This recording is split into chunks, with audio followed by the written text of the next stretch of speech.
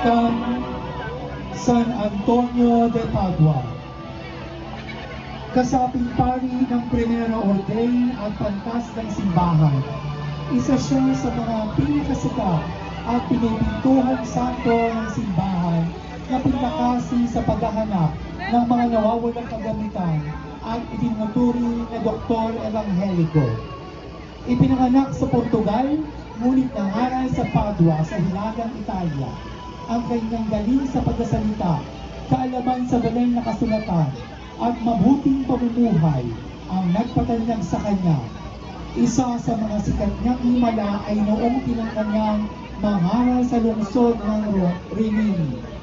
Ayaw siyang pansinin ng mga bibinyagan, kaya't nangaral siya sa pampang ng tubig, kung saan pulupulutong na mga isda ang lumapit upang makinig. Tagapangalan